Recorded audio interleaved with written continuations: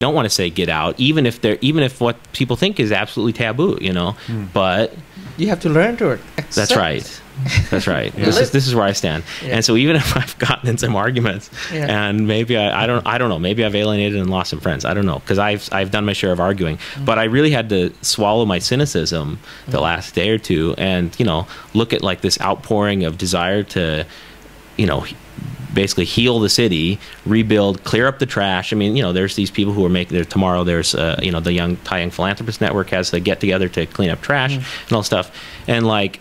You just have to swallow your cynicism. It's not that people necessarily want everything to go back to normal and ignore the problem, but the fact is we have to sort of clean things up, the aftermath of what happened this time, and then we can start looking at what's going to happen down the road.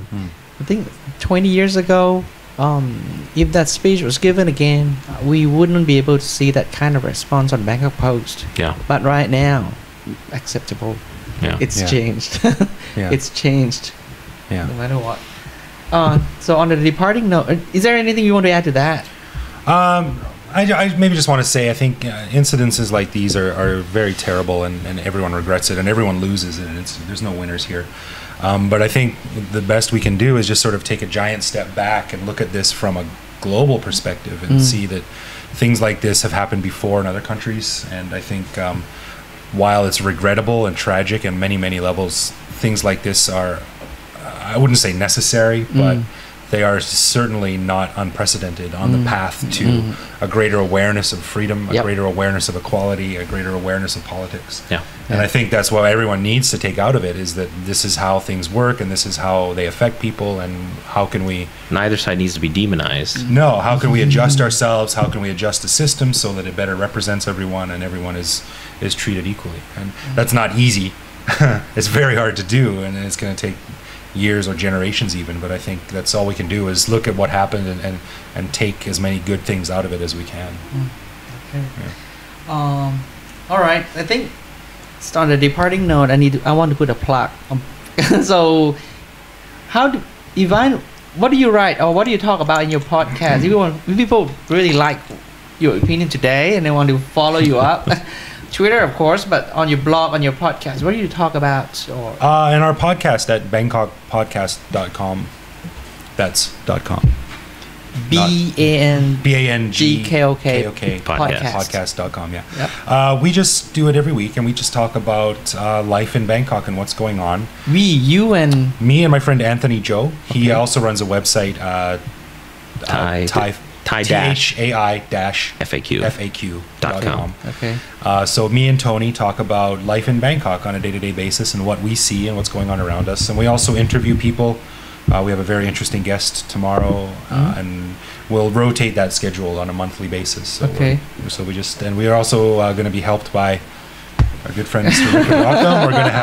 We're gonna have some shows. Find some free time. We're gonna have some shows that concentrate on the Thai language and how that works and how we can use it to sort of better fit into Thai culture. And we just talk about life in Bangkok.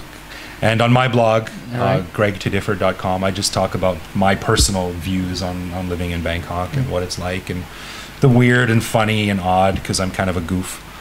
And it's really funny stuff, at least for me. So you should check it out. Actually, for those who went to cnngo.com, you might have seen your article. Yeah. You wrote the 50 reasons why Bangkok is the best city in the world. Right. Yeah. And but please take that with a grain of salt, because some of those were really just being sarcastic, I think. If I'm not wrong. I read through it. I read through all of it. Not sarcastic. They were loving fun. Yeah, that's true. I mean, when I said something about like dinosaurs in the park, or like the crazy buses and crazy buses, but I mean, there are all these things that add flavor to the city. I wasn't saying any of those things with like. There was a few people left comment on the blog, and they were like, "This guy clearly doesn't like Bangkok." And I was like, "Wow, you really read that wrong." No, I love Bangkok. Everything on that list, I really think is a cool. That's unique... one you make fun of it, and you take it on the light side. I make fun of it like I would make fun of a friend, or something like that. Like it's all in good fun, and I really think everything on there is is like a celebration of why Bangkok is such a cool place. I mean, you know, humor has always been a coping mechanism for dealing with, you know, the insanities of life. And, you know, have I almost been killed by Bangkok buses? You know, probably on more than one occasion. So, you know. That's how I was saying when I was in a schoolboy. You know, I would get beat up all the time, but I would always make jokes about it because otherwise I would just cry. Hard to imagine you get beat up. Well, I wasn't always a huge dude. I was once skinny and underweight. Well, so what about you, Rikker? You don't blog on a regular basis. Oh yeah, I've definitely fallen out of the habit of blogging, and you should blog more. I like your stuff. Actually, blog you very much. One of your latest entries, and this is a few months ago, about Doraemon's funeral. Oh yeah, that's something, you know.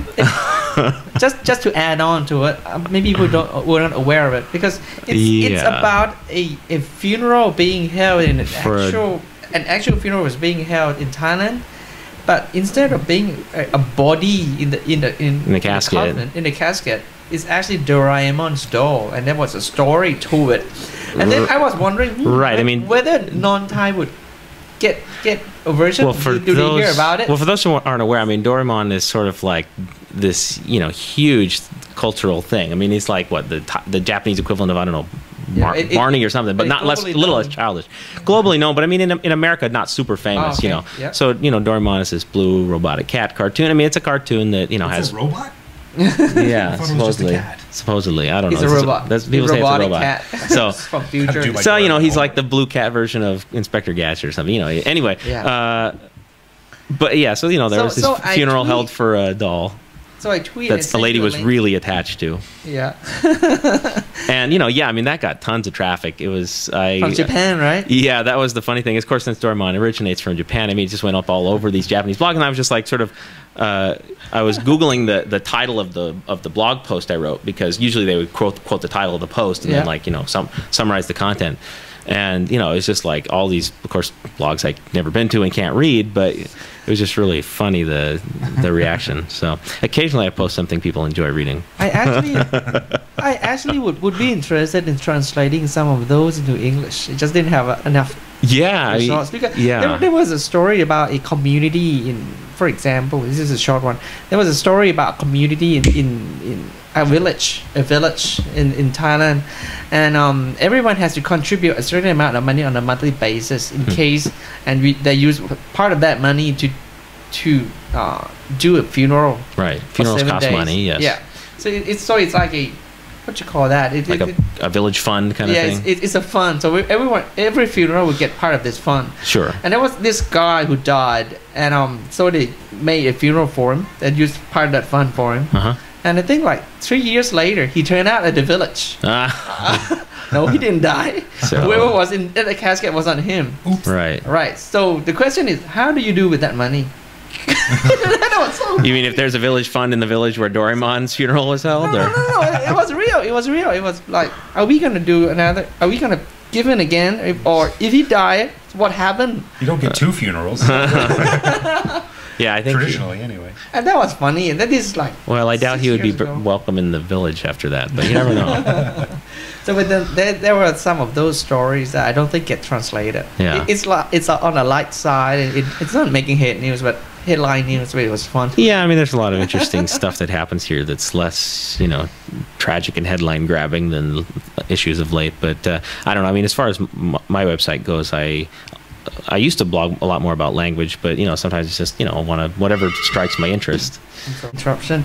So that I think we finished the blog. Yeah. I think people should. You guys were saying that Rikker doesn't blog as much as he used to, but you still are very active on Twitter, and I think everyone should follow. Follow Rikker because but you know, funny and insightful.